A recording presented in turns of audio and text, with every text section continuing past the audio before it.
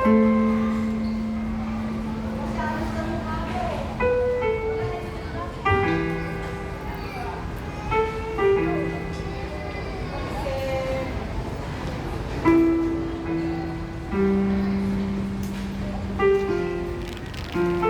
tayo dito. Ipopost nitong Ipopost ko to. itong katabi ko.